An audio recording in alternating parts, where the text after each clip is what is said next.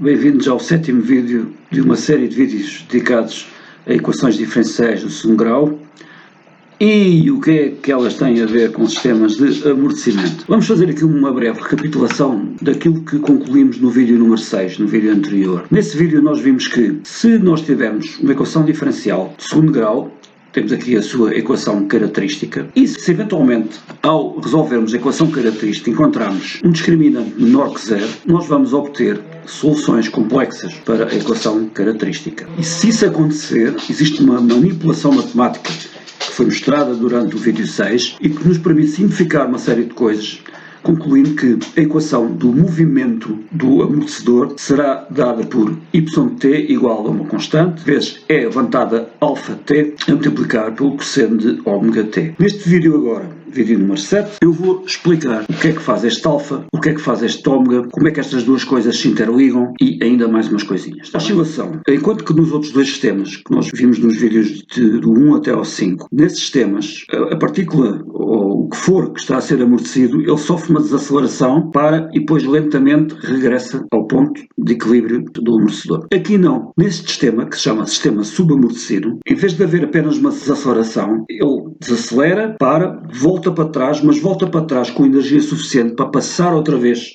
pelo ponto de equilíbrio, até que torna a parar, a mola puxa para o ponto de equilíbrio, mas ele ainda tem energia para passar mais uma vez e vai andando assim às voltinhas, fazendo cada vez menos distância até eventualmente parar, ou seja, uma oscilação. Vemos aqui os gráficos dos três tipos de amortecimento. No sistema super amortecido, este yt é a posição em função do tempo do corpo a ser amortecido, a entrar pelo amortecedor dentro. Reparamos que ele entra, depois desacelera e depois muito lentamente regressa ao ponto de equilíbrio. No amortecimento crítico acontece a mesma coisa, só que o regresso ao ponto crítico é muito mais rápido.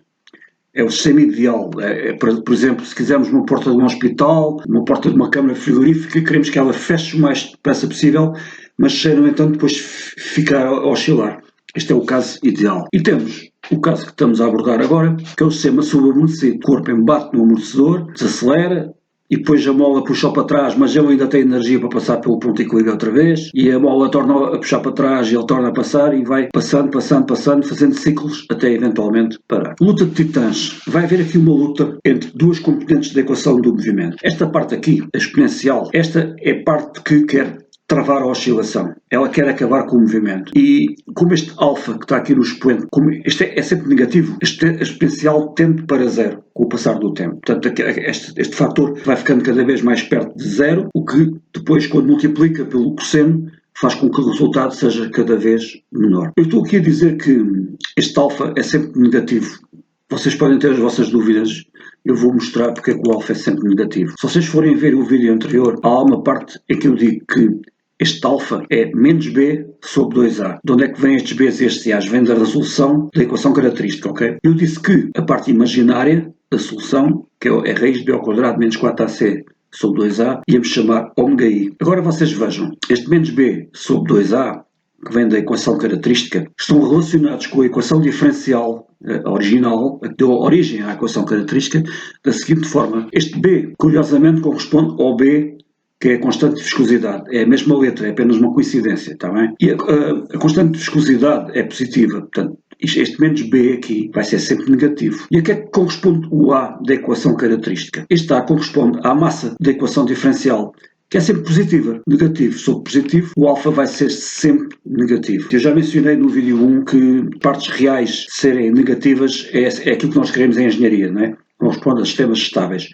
corresponde a sistemas em que a exponencial vai diminuindo ao longo do tempo. O contrário é um caos. Por outro lado, temos o cosseno. Esta é a parte da equação que quer oscilar para sempre. Este cosseno, enquanto o tempo fosse passando, ele nunca parava de oscilar, ia sempre oscilando entre menos 1 e 1. Quanto maior for este ômega que está aqui dentro do argumento, maior é a frequência com que ele oscila. Portanto, esta equação é uma guerra entre estas duas partes, em que os valores que o alfa e o ômega vão tomar é que vão decidir como é que o amortecedor se vai comportar. Portanto, se ele vai oscilar muito, se vai demorar muito tempo para amortecer, se não vai, etc. Vamos olhar agora para o plano complexo e vamos tentar perceber, conforme o sítio onde as raízes podem cair, o que é que pode acontecer ao amortecedor? Comecemos por excluir imediatamente toda a zona do plano complexo onde os números reais são positivos. Ou seja, tudo o que está à direita do eixo imaginário, nós não queremos raízes nesse sítio, porque isso conduz a sistemas instáveis. Quando as raízes recaem unicamente sobre o eixo imaginário, que é esta linha vermelha aqui vertical, isto corresponde a ter raízes imaginárias puras. São as raízes em que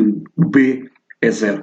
Ou seja, corresponde ao caso em que o amortecedor não tem parte do amortecimento viscoso, só tem uma mola. Eu no vídeo 1 expliquei que amortecedores apenas com a mola ou apenas com o sistema viscoso são péssimos sistemas de amortecimento. No entanto, nós não podemos descartar completamente aqui este caso das raízes imaginárias puras, porque isto corresponde a uma situação chamada um oscilador harmónico simples e tem utilidade em alguns campos tecnológicos, como por exemplo na eletrónica, osciladores, quem nunca ouviu falar de osciladores, e noutras áreas, por exemplo na relojoaria. Na relojoaria nós queremos um sistema que oscile o mais perfeitamente possível, que é para o tempo passar sempre da mesma maneira no relógio, não é? Entre outros casos. Eu, no fim, vou ter que voltar a este oscilador harmónico simples para falar de uma outra coisa. Para já, é preciso que vocês percebam que, se as raízes forem puramente imaginárias, este sistema, para termos de amortecimento, não tem interesse. Vamos supor, então, que temos raízes complexas, que têm parte real e parte imaginária, em que a parte real é negativa, como nós gostamos, e vamos imaginar que o complexo está aqui, num ponto qualquer, aqui à esquerda do eixo imaginário. O que é que acontece ao sistema de amortecimento quando nós mudamos a posição das raízes? Para já, os números complexos são sempre conjugados. As raízes são sempre conjugadas. O que acontece é o seguinte: se nós afastarmos as raízes do eixo imaginário, começarmos a andar para a esquerda, significa que estamos a diminuir a componente real. Diminuir no sentido que ela está a aumentar, mas está a aumentar para o lado negativo. Isso significa que o sistema vai amortecer mais rapidamente. Vai ter uma componente viscosa mais forte. Se fizermos o contrário, se aproximarmos as raízes para o lado do eixo imaginário, o sistema amortece mais devagar e vão haver mais oscilações do sistema antes dele parar. Por outro lado, se nós fizéssemos com que a raiz ficasse mais próxima do eixo real, ou seja, uma componente imaginária mais pequena em módulo, significaria que a frequência das oscilações ia diminuir. No caso limite, em que nós tocávamos no eixo do X, vá lá, o eixo real, nesse caso chegaríamos ao caso do amortecimento crítico, em que não há oscilação nenhuma. Se afastarmos as raízes do eixo real, ou seja, em que elas ganham uma componente imaginária maior em módulo, então aí a frequência da oscilação aumenta. Vamos voltar ao caso então das raízes imaginárias puras, do oscilador harmónico. Porque aqui isto é importante por causa de uma coisa chamada frequência natural. E a frequência natural de um sistema é a frequência a que ele vibraria se nós lá tivéssemos só a mola, se não tivéssemos lá a parte viscosa. Isto pode ser calculado da seguinte forma: se nós não tivéssemos a parte viscosa, então o B, a componente de amortecimento viscoso, seria zero,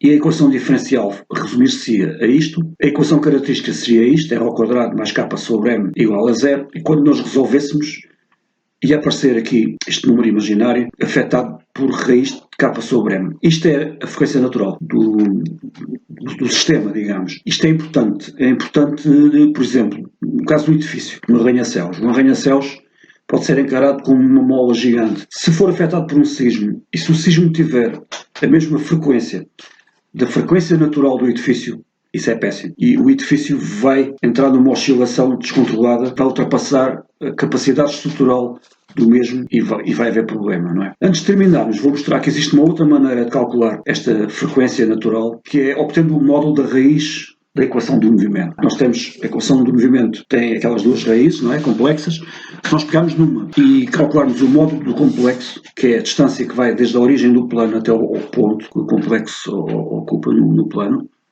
se nós calcularmos este módulo, o que é a nossa raiz? É alfa mais ômega i. Se nós calcularmos o módulo do complexo, é a raiz de ômega quadrado mais alfa quadrado. Já sabemos que o alfa é menos b sobre 2m e que o ômega é raiz de b ao quadrado menos 4mk sobre 2m. Como é que nós chegamos a estes valores? É pegando na equação diferencial e quando passamos para a equação característica, existe uma correlação entre o a e o b da equação característica e o c e os valores que estão na equação diferencial original, a massa, a constante de viscosidade e a constante elástica da mola. E isto simplifica, é só um bocadinho de álgebra, simplifica para raiz de K sobre M.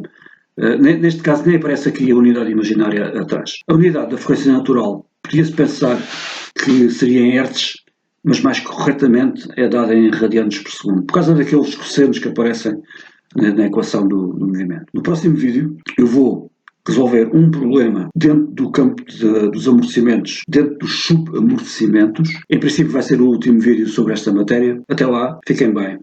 Até à próxima.